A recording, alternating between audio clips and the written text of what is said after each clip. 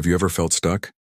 Like you're running on a treadmill, working harder and harder, but your life just isn't moving forward? That was John's life. Every single day, he'd wake up, go to a job he didn't love, and come home feeling drained, with nothing to show for it. He felt like a victim of circumstance.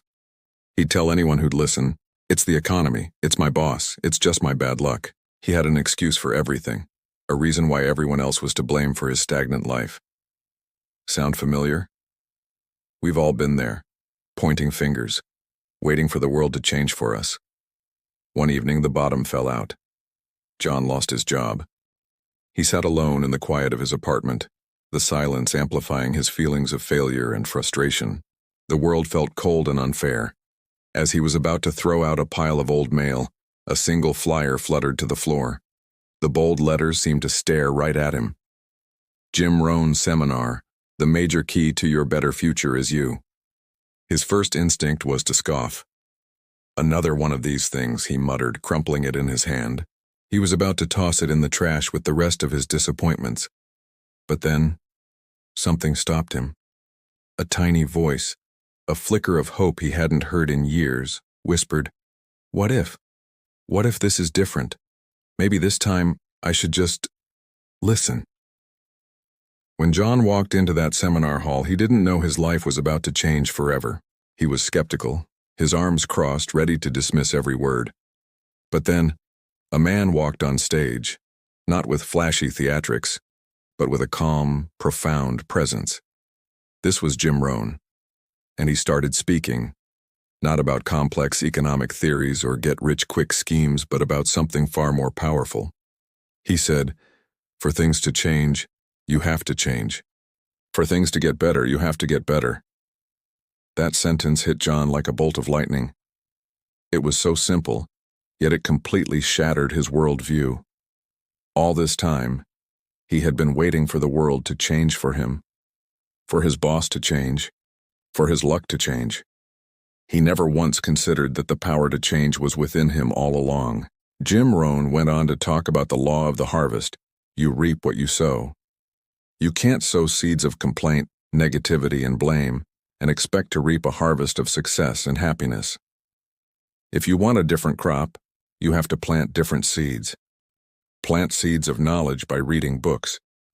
Plant seeds of discipline by developing new habits. Plant seeds of positivity by changing your attitude. For the first time, John saw his life not as a series of unfortunate events, but as a field he had neglected. The weeds of blame and self-pity had overgrown everything. But the field wasn't barren. The potential was still there, waiting for him to pick up a shovel and start working. That night, John didn't go home the same man. The seminar was over, but the real work was just beginning. He didn't magically get a new job the next day. His problems didn't just vanish, but something fundamental had shifted inside him. He stopped blaming the world and started looking in the mirror. He traded his television time for library time, devouring books on personal development, communication, and finance. He started a simple daily journal, not to complain, but to plan his day, set small, achievable goals, and track his progress. He started exercising, not because he had to, but because he understood that a healthy body fuels a sharp mind. He began to sow new seeds. Slowly but surely his harvest began to grow. His newfound knowledge and positive attitude made him magnetic in job interviews. He didn't just find another job. He found a career he was passionate about, a place where his growth was valued. His relationships improved because he stopped complaining and started listening. He wasn't just surviving anymore, he was designing his life.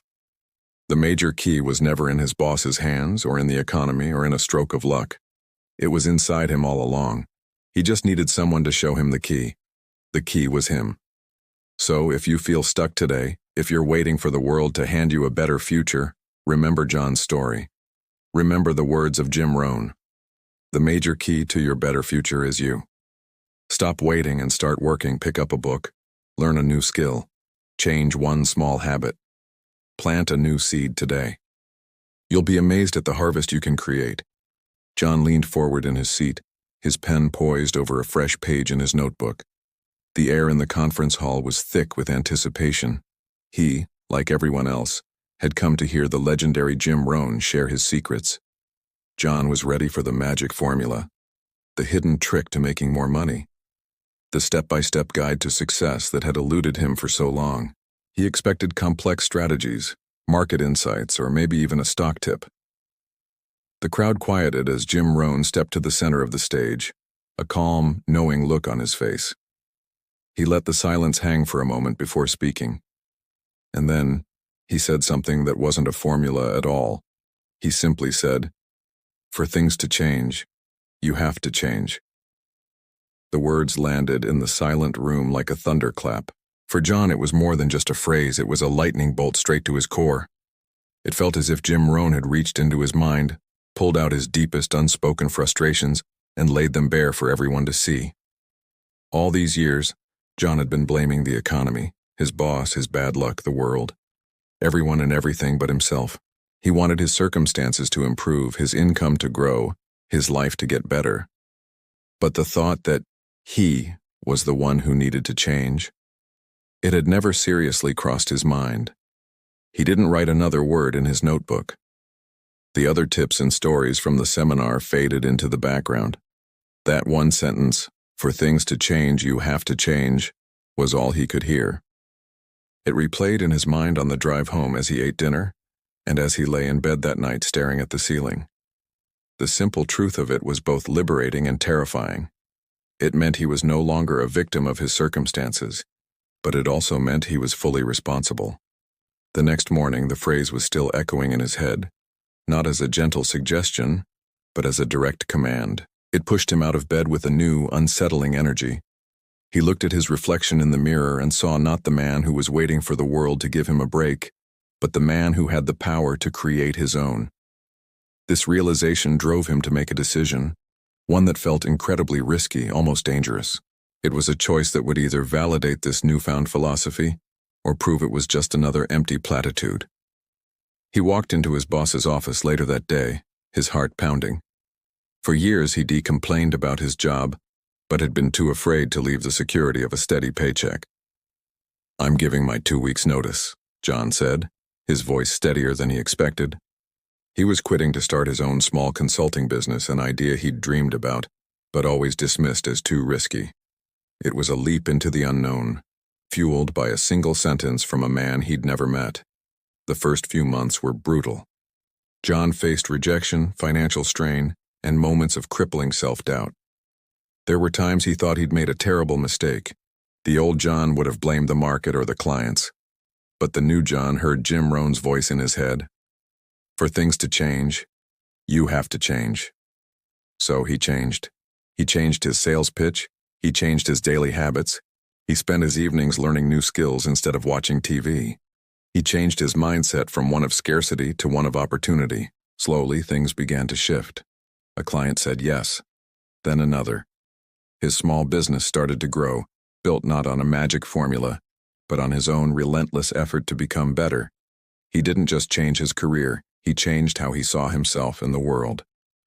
Years later, looking back, John realized that Jim Rohn did give him the secret to success.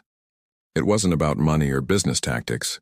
It was the simple, profound truth that the starting point for all external change is internal. The world didn't change for John. John changed his world. What about you? Is there something in your life you're waiting to change? Maybe the secret isn't out there, but in here. One night, after months of relentless effort, John faced a challenge that threatened to undo everything he had worked for. But let's rewind a bit to see how he got there. It all started the day John decided to quit. No, not his job. He quit his comfort zone. More accurately, he quit his excuses. He was tired of the same old routine, the same feeling of being stuck. So he made a pact with himself. One new book every single week and one new skill every single month. Sounds intense, right? His friends certainly thought so. They laughed, shaking their heads. "John, be realistic. Books won't pay your bills. And you're just wasting your time with all this stuff." It was discouraging for sure. It's tough when the people closest to you don't see your vision. But John had a new personal motto, a rule he repeated to himself every morning. I want to wish for life to be easier. I will make myself better. This wasn't about a magical transformation. It was about building himself, brick by brick, day by day. He started small. The first book was on public speaking. The first skill? Learning to code a simple web page. Then came books on financial literacy, psychology, and negotiation. He learned video editing, basic graphic design, and even a new language. Slowly but surely, he was changing. He wasn't just consuming information, he was applying it. His conversations became more insightful, his problem-solving skills sharpened, and his confidence grew in a way he'd never experienced. His friends still teased him, but their laughter was starting to have a nervous edge to it. They saw something shifting in him. Then came that one night. A massive, unexpected project at work was dropped on his team, with an impossible deadline. Everyone panicked. The project required a unique blend of skills that no single person on the team possessed. It looked like a guaranteed failure, a huge blow to the department, and for John, a potential career setback that would make all his efforts seem pointless. His boss was stressed, his colleagues were defeated, and the old John would have been right there with them, drowning in anxiety. But this was the new John. He looked at the project requirements, strong presentation skills, data analysis, a compelling marketing narrative, and a prototype visualization. It was like a final exam designed just for him. He took a deep breath and stepped forward. "I can handle the presentation," he said, his voice steady. "I've been studying narrative structure, and I can build a simple interactive prototype to show our concept." His colleagues stared, stunned. His boss looked at him with a glimmer of hope.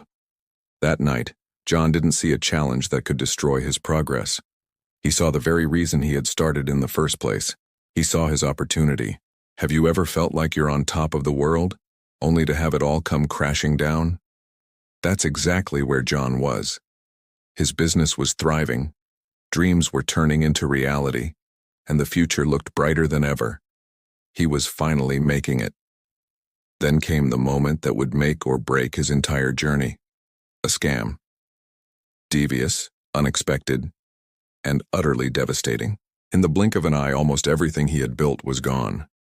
The phone calls stopped, the accounts emptied, and the once bustling office fell silent. John found himself sitting alone in the dark, the weight of his loss crushing him. Failure wasn't just a possibility anymore, it felt like his new reality.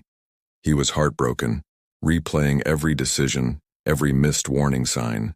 The silence was deafening, broken only by a memory, a voice echoing in his mind.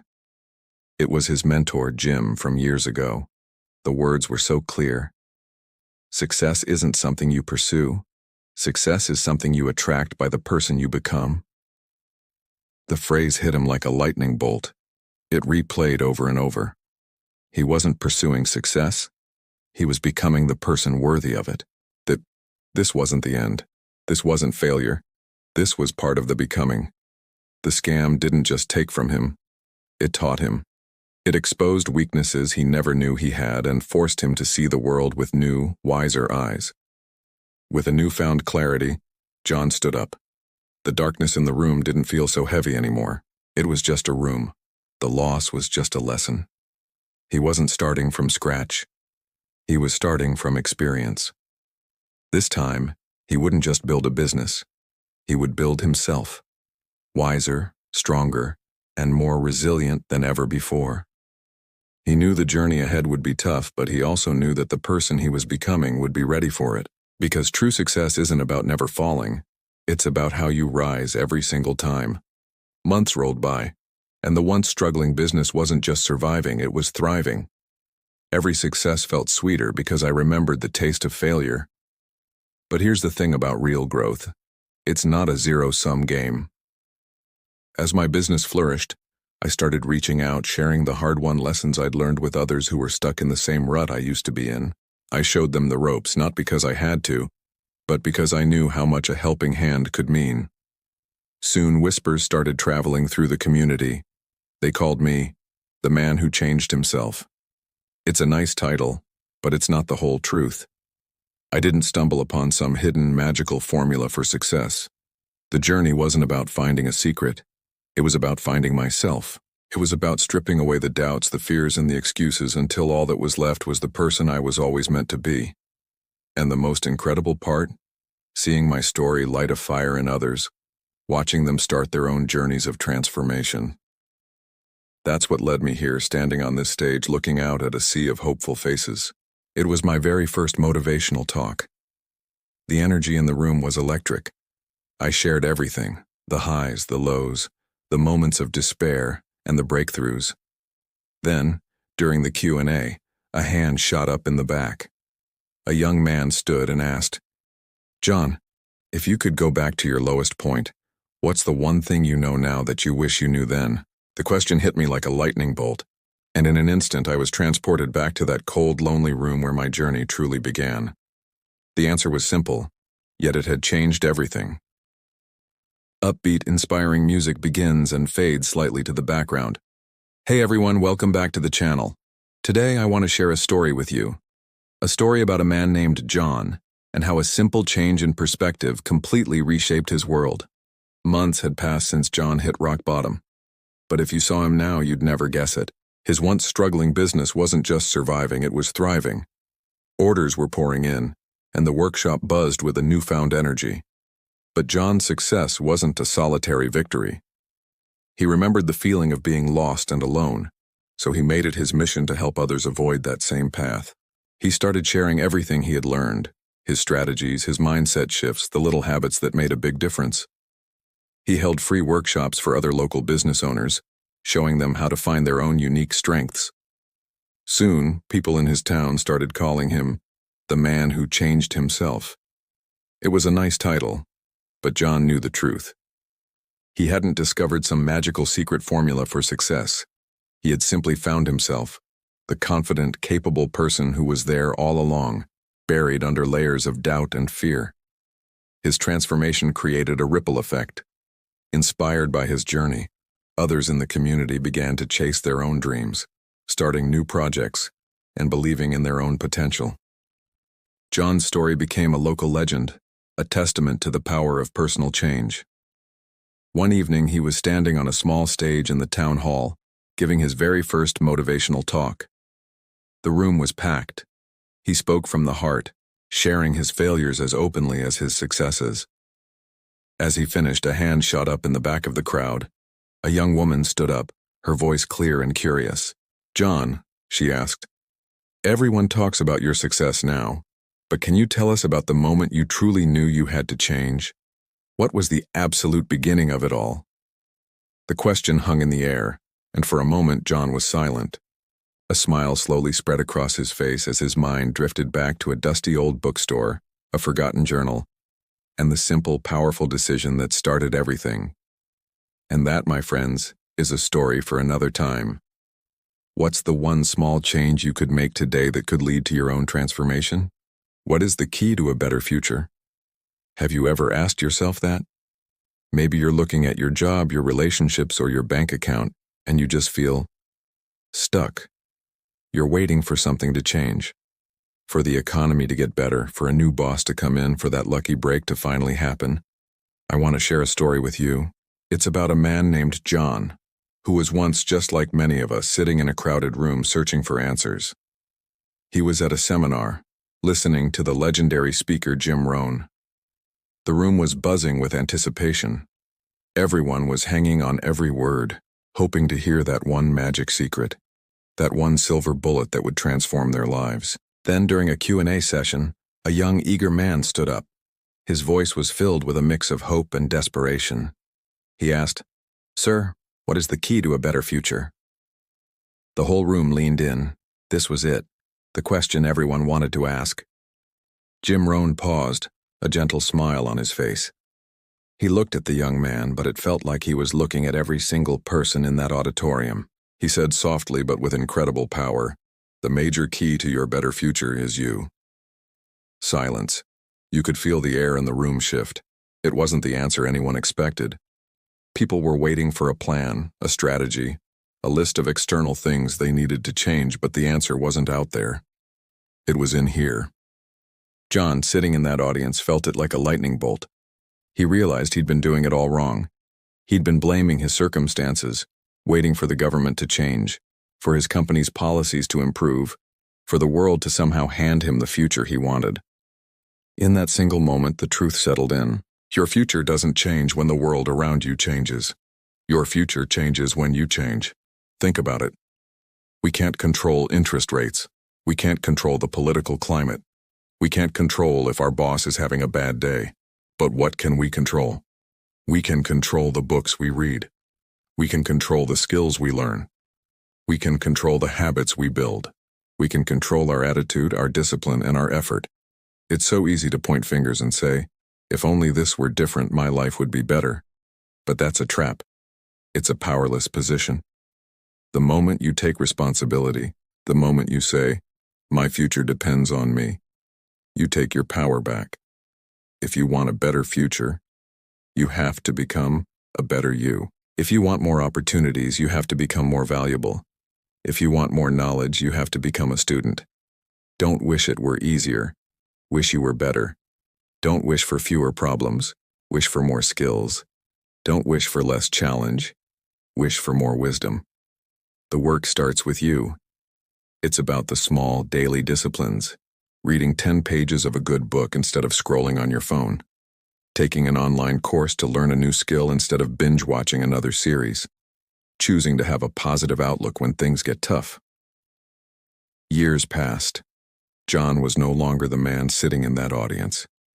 He was now on stage, a successful leader in his own right, sharing his wisdom. One day after a speech, a young person approached him, their eyes shining with that same familiar hope he once had.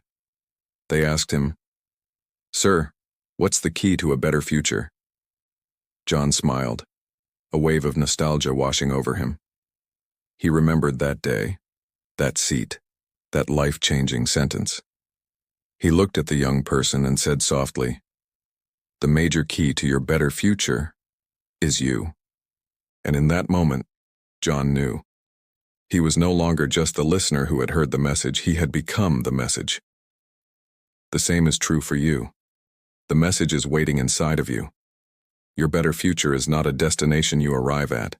It's a person you become. The change doesn't start out there, it starts right here with you. So what one change are you going to make today to start building that better future? Thanks so much for watching. If this message resonated with you, please give this video a thumbs up, and don't forget to subscribe for more content to help you build your best life. We'll see you in the next one.